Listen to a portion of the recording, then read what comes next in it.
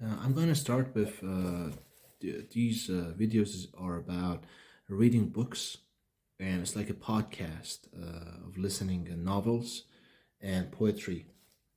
I'm going to start with a book called that I memorized about 10 years ago, 2015, Albert Camus L'Étranger in French.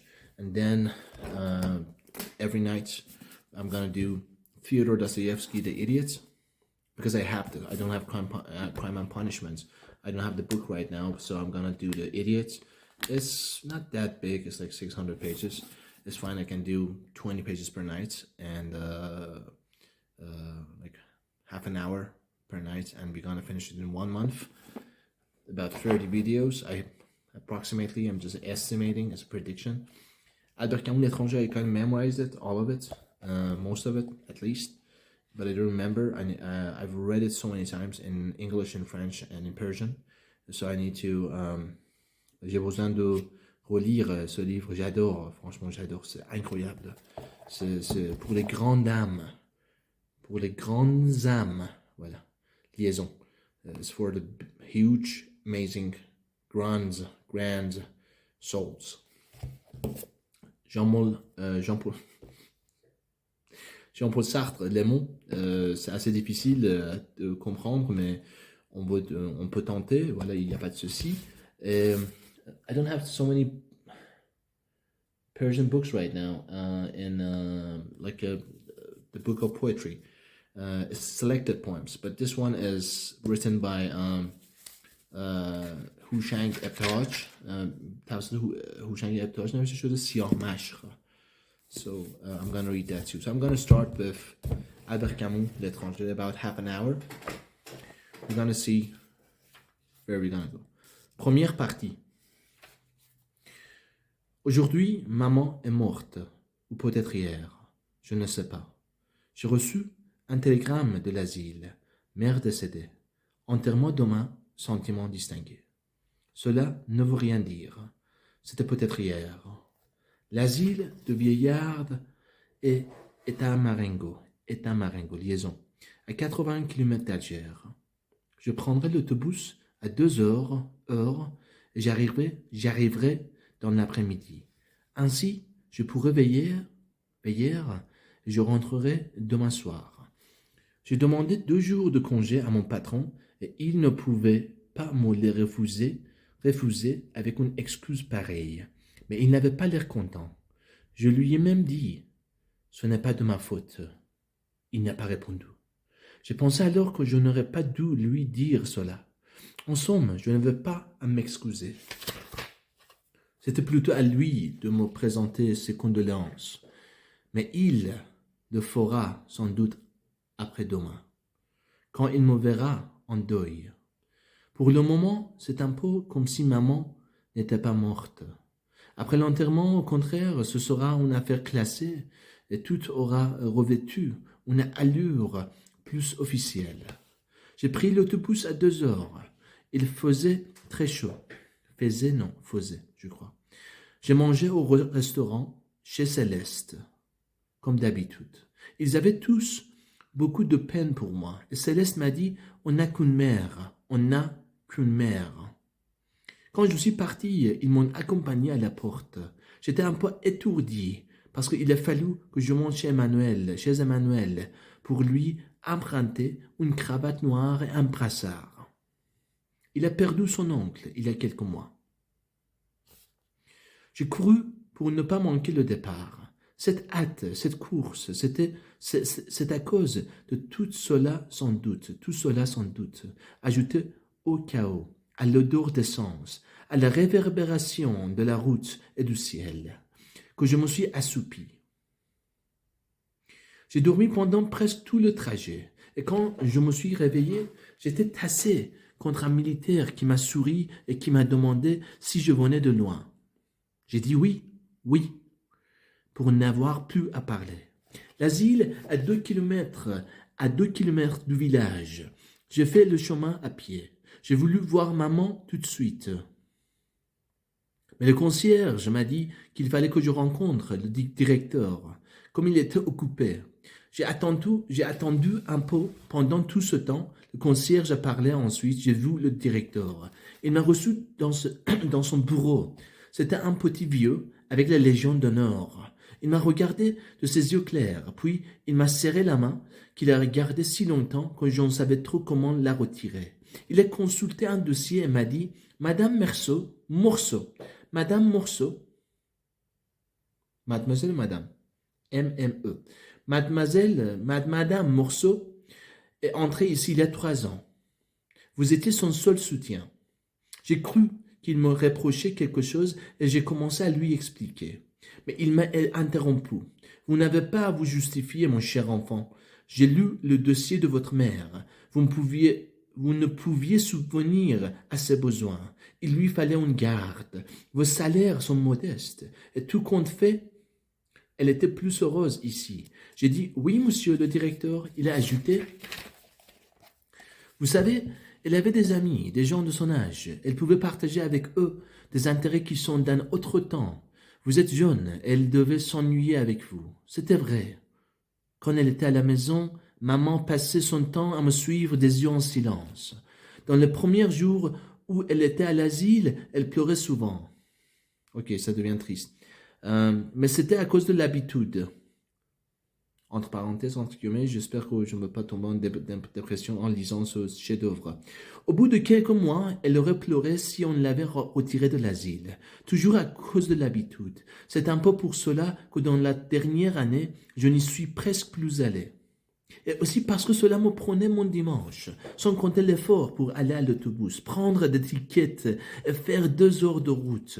Le directeur m'a encore parlé, mais je ne l'écoutais presque plus. Puis il m'a dit, je suppose que vous voulez voir votre mère. Je me suis levé sans rien dire et il m'a précédé vers la porte. Dans l'escalier, il m'a expliqué, nous l'avons transportée dans notre petite morgue. Entre guillemets. Dans le film Taxi 2, Marion Cotillard, je l'adore, une beauté incroyable, talentueuse, comme comédie, comme quelque chose de comique, il a dit à son petit ami, Samir Nasri, dis-moi c'est quoi le nom de cette pute, je vais l'inscrire à la morgue. Pareil. Pour ne pas impressionner les autres, chaque fois qu'un pensionnaire meurt, les autres sont nerveux pendant 2 ou 3 jours et ça rend le service difficile. Nous avons traversé une cour où il y avait beaucoup de vieillards, bavardant par petits groupes. Ils se taisaient quand nous passions. Et derrière, il n'y a pas accent aigu sur la première E. Derrière nous, les conversations reprenaient. On aurait dit d'un jacassement assourdi les perruches. Expression avancée niveau CDA. C12, CDA. DA n'existe pas. Je rigole. À la porte d'un petit bâtiment, le directeur m'a quitté. Je vous laisse, monsieur Morceau. Je suis à votre disposition dans mon bureau. En principe, l'enterrement est fixé à 10 heures du matin. Nous avons pensé que vous pourrez ainsi veiller la disparue. Dernièrement, votre mère a, paraît-il, exprimé souvent à ses compagnons le désir d'être enterrée religieusement. J'ai pris sur moi de faire le nécessaire, mais je voulais vous en informer. Je les remercie. Maman, sans être athée, n'avait jamais pensé de son vivant à la religion. Je suis entré. C'était une salle très claire, blanchie à la chaux et recouverte d'une verrière.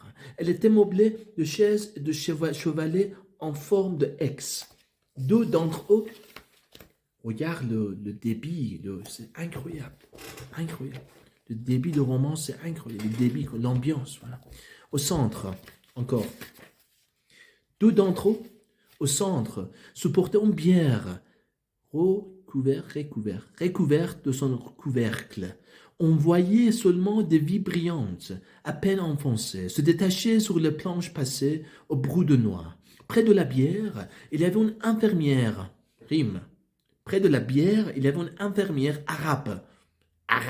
Il y a une... par Guy Bedos, il y a un sketch c'est anglicisme, c'est-à-dire utiliser l'anglais en français, ça ne me plaît pas, mais il y a un sketch, il y a un spectacle, un show, une pièce de théâtre quasiment, qu'on me dit sur le nom arabe. Voilà. Infirmière arabe en sarrau blanc. Un foulard de couleur vive sur la tête. Merveilleux comme lecture. À ce moment, le concierge est entré derrière mon dos. Il avait dû courir. Il a bégayé un peu. Bégayé. On l'a couverte. Mais je dois dévisser la... Cigarette. Dévisser la bière pour que vous puissiez la voir. Il s'approchait de la bière quand je l'ai arrêté. Il m'a dit, vous ne voulez pas? J'ai répondu, non.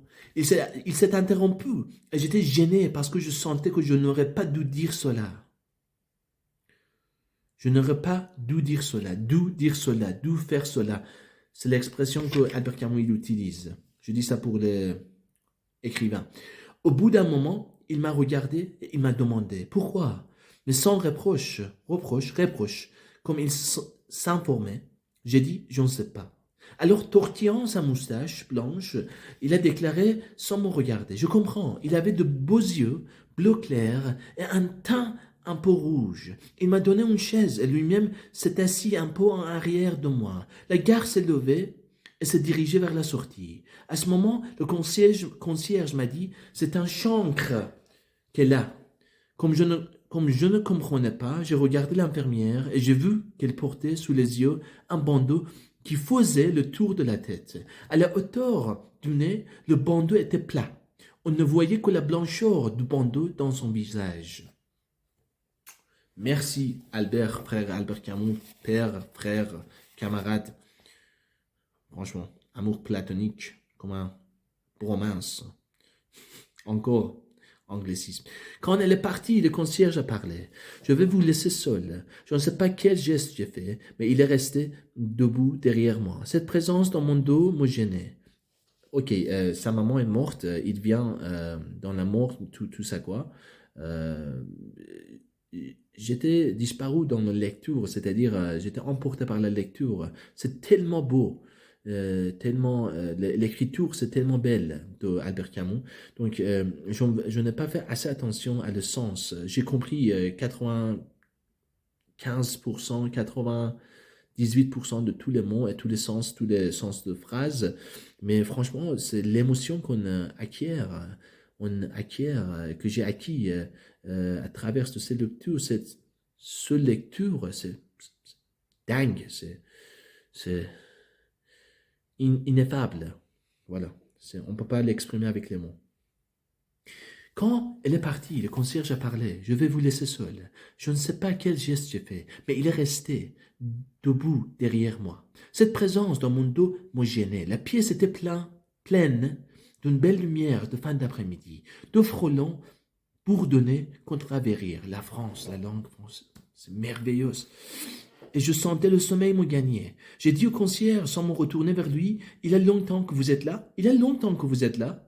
Immédiatement, il a répondu, « 5 ans. » Comme s'il avait attendu depuis toujours ma demande. Ensuite, il a beaucoup bavardé.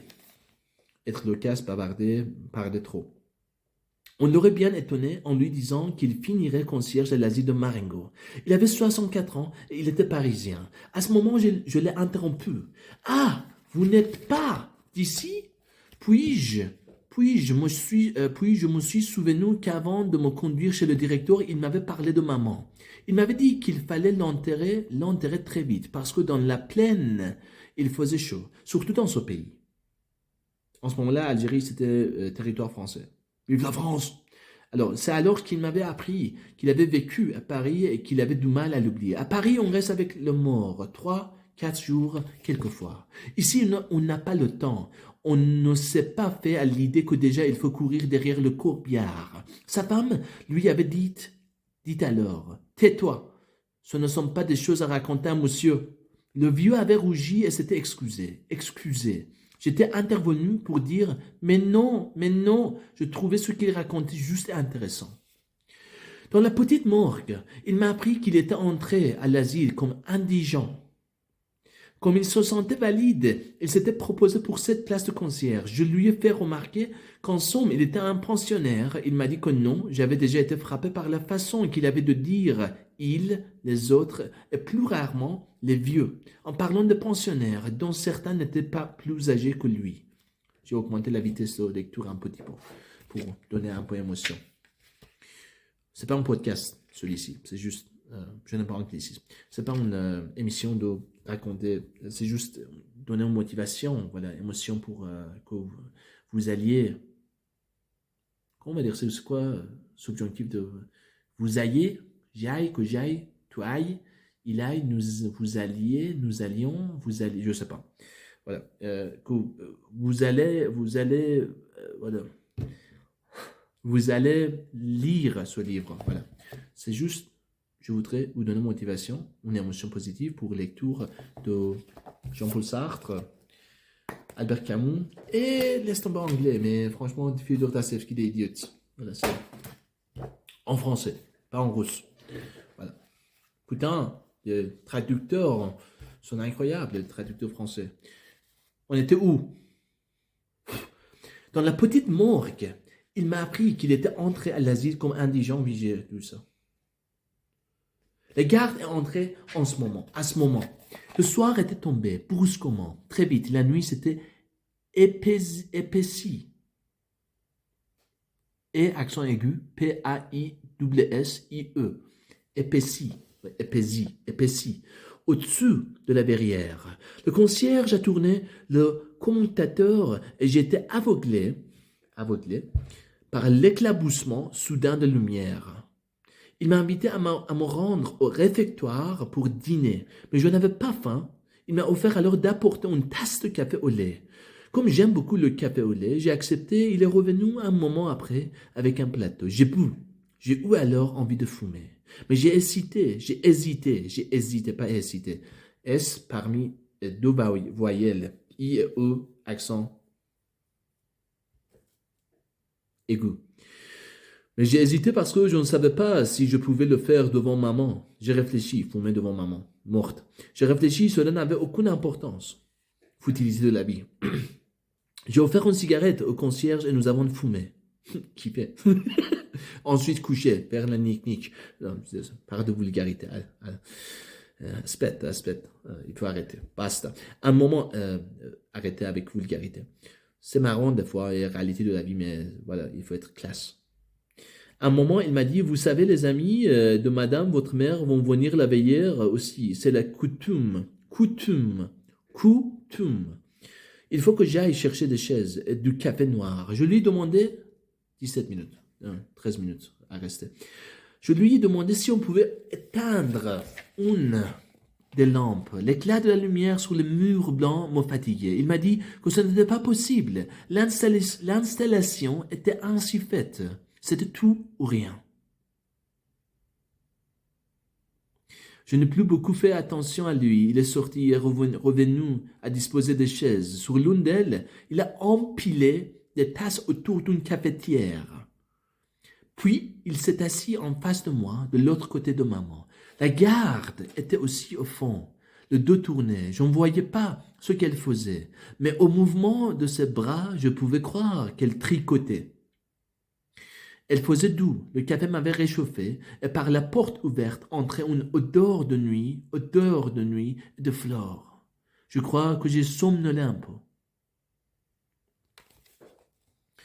C'est un frôlement qui m'a réveillé. D'avoir fermé les yeux, la pièce, j'essaie d'avoir un débit, intonation correcte et intéressant, pas trop vite, pas trop équilibré.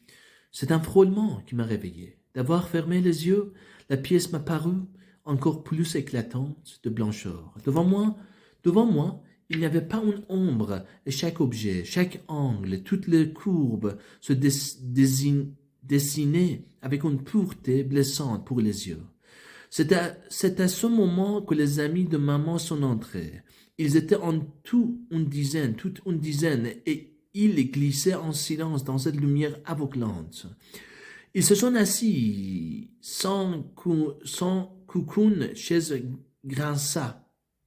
Ils se sont assis sans coucoune qu'aucune chaise grinça. G-R-I-N-C, c'est dit A, accent circonflexe T. Grinça.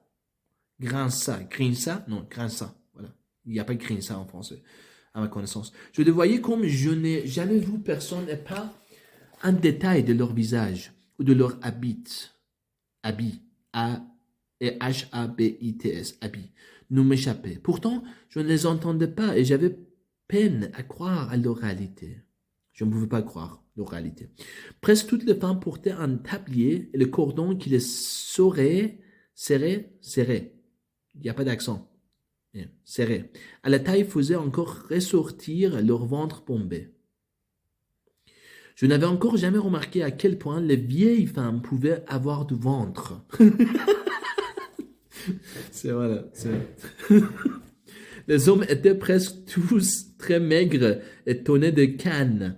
Ce qui me frappait dans leur visage, c'est que je ne voyais pas leurs yeux, mais seulement une lueur sans éclat au milieu d'un nid de rides. Lorsqu'ils se sont assis, la plupart m'ont regardé et ont hoché la tête avec gêne, les lèvres toutes mangées par leur bouche sans dents, sans que je puisse savoir s'ils me saluaient ou s'il s'agissait d'un tic.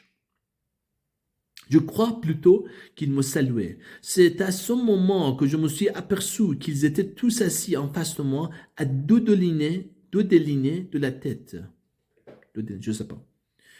Autour du concierge. J'ai eu un moment l'impression ridicule qu'ils étaient là pour me juger.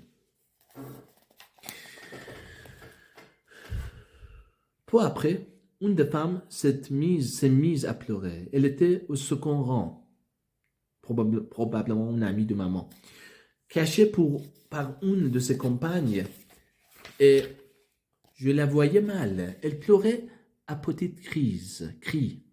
Régulièrement, il me semblait qu'il ne s'arrêterait jamais. Les autres avaient l'air de ne pas l'entendre. Ils étaient affaissés, mornes et silencieux.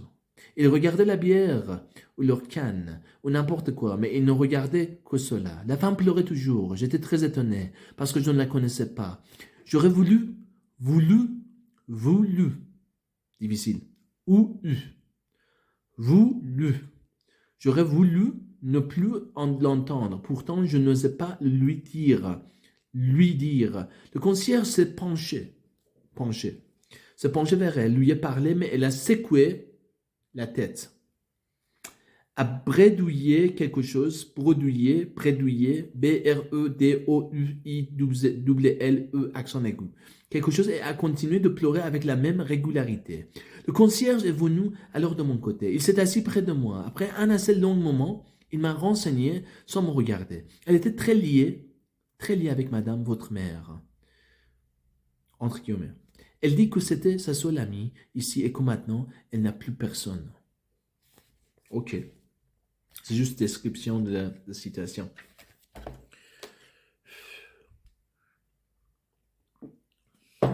Nous sommes restés un long moment ainsi. Les soupirs et les sanglots de la femme se faisaient plus rares. Elle reniflait beaucoup. Elle s'est tue en vain. Je n'avais plus sommeil, mais j'étais fatigué et les reins me faisaient mal. Reims, pas reine. Reine, c'est R-O-I-N-E-S. Ça, c'est Reims. R-E-I-N-S. Reims. Me faisait mal. À présent, c'était le silence de tous ces gens qui m'étaient pénibles. Dérangeant, pénible, quelque chose qui dérange. Douloureux. Pas douloureux nécessairement, c'est quelqu'un qui est pénible, ça me dérange, voilà, ça me fait chier. De temps en temps seulement, j'entendais un bruit singulier et je pouvais comprendre ce qu'il était. À la longue, j'ai fini par deviner, c'est-à-dire choisir par hasard. Juste quelque chose, ça vient dans la tête. En anglais, ils disent guess. Voilà. Que quelques-uns d'entre les vieillards suçaient l'intérieur de leurs joues. Désolé, je suis pervers. Suçaient l'intérieur de leurs joues et laissaient échapper ces clappements bizarres. Ils ne s'en apercevaient pas tant ils étaient absorbés dans leurs pensées. Grammaire française, c'est un tuerie ou quoi, voilà. C'est dingue. Encore, je lis encore, je relire, je relis, je relis, je relis. J'ai problème avec O et à la début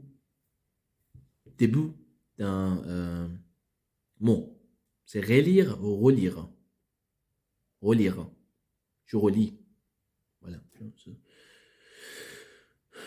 Ça dépend, il y a accent aigu, accent, sans accent, voilà. Mais je ne sais pas comment ça s'écrit, je ne sais pas comment on va dire, la façon d'écriture de tous les mots en français. À la longue, je dois me débrouiller, apprendre, pratiquer. À la longue, j'ai fini par deviner que quelques-uns d'entre les vieillards suçaient l'intérieur de leurs joues et laissaient échapper ces claquements bizarres. Ils ne s'en apercevaient pas tant ils étaient absorbés dans leurs pensées. J'avais même l'impression que cette morte, couchée au milieu d'eux, ne signifiait rien à leurs yeux. Mais je crois maintenant que c'était une impression fausse. Nous avons tout pris du café servi par le concierge. 25 minutes de passé. Ensuite, je ne sais plus. La nuit est passée. Je me souviens qu'à un moment, j'ai ouvert les yeux et j'ai vu que les vieillards dormaient tassés sur eux-mêmes, à l'exception d'un seul qui, le menton sur le dos de ses mains, agrippé, A-G-R-I-P-P-E,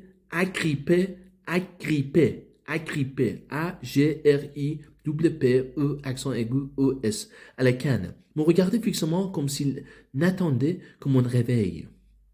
À l'exception d'un seul qui, le menton sur le dos de ses mains, agrippé à la canne, me regardait fixement comme s'il n'attendait que mon réveil. Puis j'ai encore dormi. Je me suis réveillé parce que j'avais de plus en plus mal au reins. Je ne sais pas comment ça se prononce.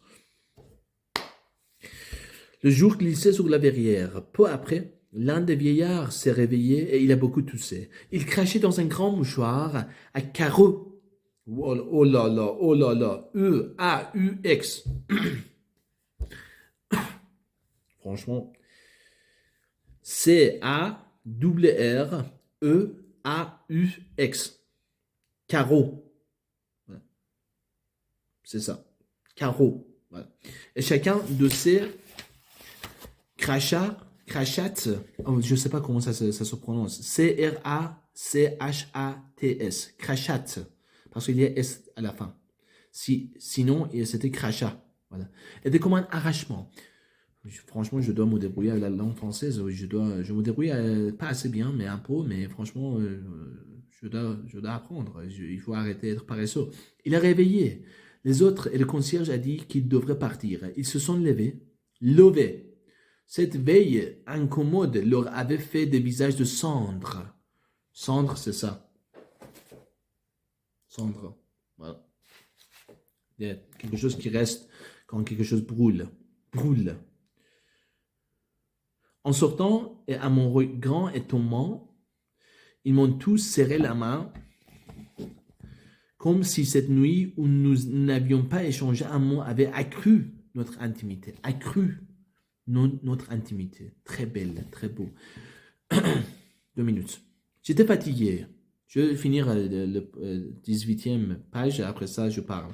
Le concierge m'a conduit chez lui, j'ai pu faire un peu de toilette. J'ai encore pris du café au lait qui était très bon. Quand je suis sorti, le jour était complètement levé. Au-dessus des collines qui séparent Marengo de la mer, le ciel était plein de rougeur. Et le vent qui passait au-dessous apportait ici une odeur de sel. Waouh! Belle. C'était une belle journée qui se préparait. Il y avait longtemps que j'étais allé à la campagne et je sentais quel plaisir j'aurais pris à me promener.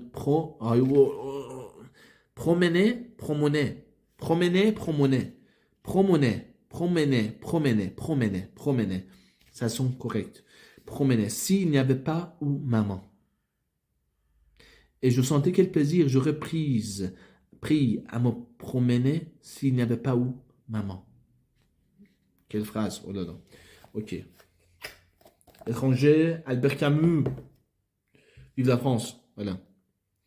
Lecture, c'est un merveille. Mais franchement, j'ai un problème dans la solitude grave, déchirante que j'avais. Depuis 10 ans, c'est difficile à lire dans la solitude parce que on a besoin de tranquillité dans notre âme. Donc, je lis face à vous, imaginairement, dans une façon imaginaire. Donc, c'est très joyeux. Franchement, j'adore.